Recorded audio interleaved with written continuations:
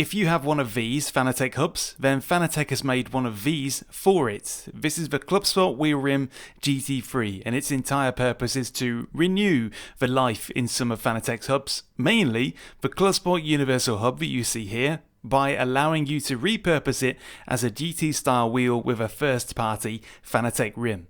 If you're wondering, it's the same underlying rim as the Clubsport wheel rim GT3 Endurance, but with less cutouts, focused on accommodating the Universal Hub and the Podium Hub as well to a certain extent. Let's have a quick look. Before we go any further, Fanatec sent this rim for review. You'll find links to buy in the video description, and using those links supports me as they grant me a commission if used by you before purchase. When that's the case, you'll notice I mark videos like this as paid promotion within YouTube, but I'll still tell you exactly what I think. It's 318mm in diameter, meaning this is a fairly wide rim. I'd consider 320mm the absolute maximum wise size for this sort of thing if you're actually using it for GT. So if you prefer smaller rims, be very aware of that. For reference, Fanatec's Formula rims are 270mm and the CSL GT3 rim is 300mm, so this is bigger still. It costs a smidge under €100. Equivalent regional pricing is shown on screen now, and that's a fair number. It's not a steal, but not a swindle either. Just about right, as crucially, the grips are solid rubber. They're not just rubber coated, which has been a trend I can't stand. These are proper. Upon initial impression, they seem to have a great tack and grip with bare hands. We'll have to see how it beds in over time, as I don't use gloves if I don't need to. It's less stuffy that way. I won't say that the design excites me because it kinda doesn't. As an aside, Fanatec does provide a set of sticker sheets for you to print your own stickers to go on the rim.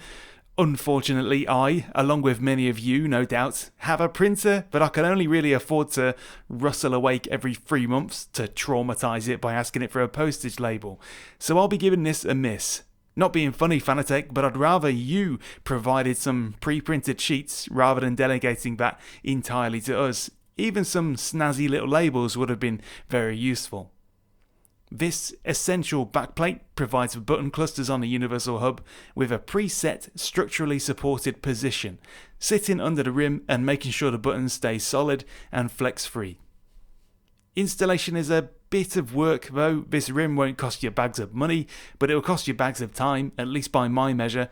It took me around 30 minutes to convert the Universal Hub to accommodate the new rim, as it needs you to detach and flip the button clusters round and all sorts. It's not the simplest add-on to install, but if it's all worth it in the end, then that'll make it alright.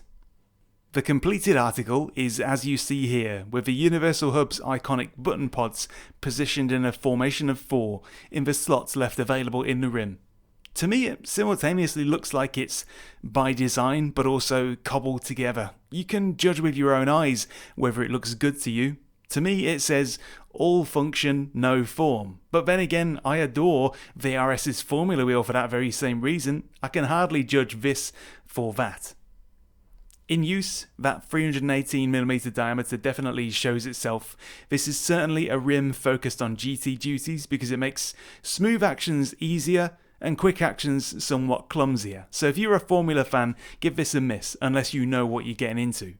The last time I used any wheels of similar width was the Acertec GT combo, and I did like that. Just be aware that it ranks as one of the biggest GT rims you're likely to use.